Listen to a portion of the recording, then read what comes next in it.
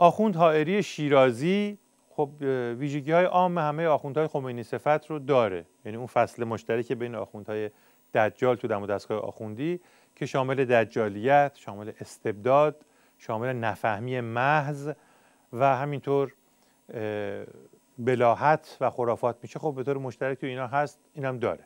منتها خب هر کدوم از اینها ممکنه ویژگی‌های خاصی هم داشته باشن که با اون برجسته تر میشن.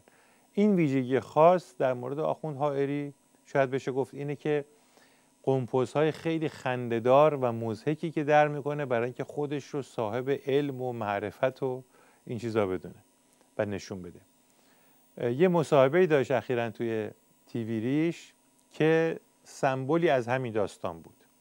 در این مصاحبه راجع به هر موضوعی که بگید صحبت کرد، در هر موضوعی هم خودش رو فراتر از همه دانشمندان متخصص اون موضوع ارائه کرد و در هر موضوعی هم انبوه مطلب برای طنزپردازها فراهم کرد. از جمله در مورد اقتصاد که مسئله بحران مالی جهانی و بحران به اصطلاح وضعیت بانکی و بهره‌های بانکی و اینها رو همه رو در 1 دقیقه و 18 ثانیه حل و فصل کرد با ارائه راه حلی که فکر می‌کنم بیشترین نکته‌ای رو که باش اثبات کرد اثبات حرف خمینی بود که از نظر اینها اقتصاد مال امثال آخوند حائری است. صدر اول اسلام با پولش میشد یک گوسفند بخره، امروز هم با پول اسلامی میشه یک گوسفند بخره. پولش 18 نخود طلاست. 18 نخود طلا اون وقت یک گوسفند بود، الان هم یک گوسفند. این تغییرات که برای طلا میدید میگن اینقدر دلار بوده، دلار میره پایین میگن طلا اومد بالا. مثل اون وقتایی که میگفتن که نمیتونیم مهر زنها رو طلا قرار بدیم، ممنوعه. میگفتن چرا؟ میگفتن چون طلا هر روز یک قیمتی داره. حالا معلوم شده که پول پایین میرفته، طلا بالا نمیمده. این طلا گناهکار نبود. طلا مثل خورشیده، مدت ها میگفتن خورشید دورمون میچرخه، حالا فهمیدن خودمون میچرخیم نه خورشید میچرخه. حالا اجازه میدن. اعتقادمون اینه اگر یه روزی پولمون رو ما ثابت کردیم بهرمون هست میشه، قرض بدون بهره خواهیم داشت. این قرض بدون بهره اگر بیاد ما از همه جا جلو بیافتیم.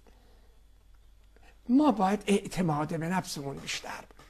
در فراز دیگری از صحبت‌هاش این آخوند خمینی صفت در مورد رابطه خودش با ابلیس و تلقی که از شیطان داره توضیح داد که فکر میکنم بی نیاز باشه از هر توضیحی از جانب من.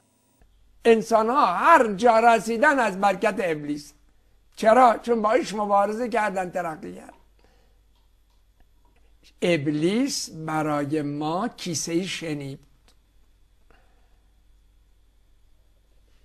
هر کی در این بوکس زد بوکسر بزرگی شد.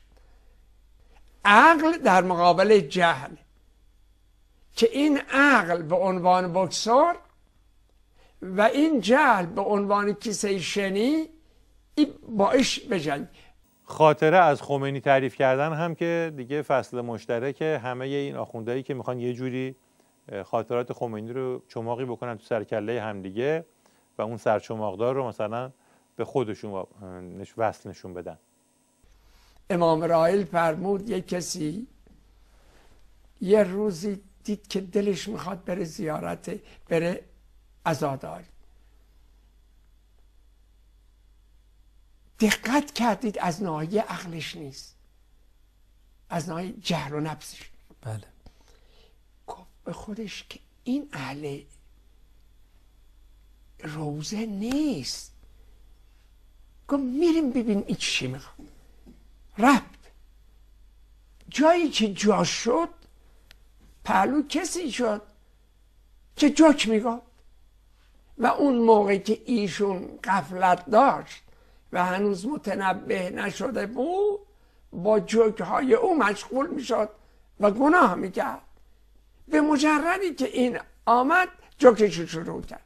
یک بحث علمی هم در مورد محیط زیست و مشخصا آلودگی هوا و آلاینده های هوا میکنه که من پیشنهاد میکنم کسانی که هر نوع علاقه ای به شیمی داشتن، به علم شیمی، یا هر نوع رابطه ای با شیمی داشتن، یا هر نوع علم و علومی در زمینه شیمی دارن، میتونن نگاه نکنن، چون واقعا ممکنه اعصابشون خورد بشه. تو به اندازه ای که هوا مصرف میکنی باید هوا تولید کنی. تو میای قند رو با اکسیژن ترکیب میکنی، میسوزی، باش حرف میزنی. من الان با شما حرف میزنم، مغزم کار میکنه، قند ساکاروز هم مصرف میکنه. کثافت هوا رو هم درخت میبره دیگه. این CO2 رو این گرفت دیگه. نباشه این CO2 میاد لایه اوزون تا از بین میبره. درخت وقتی تعریق رو ایجاد میکنه، ابری که میاد تو اون محیط با این بخاراتی که داره اشباع میشه، اشباع شد میبره.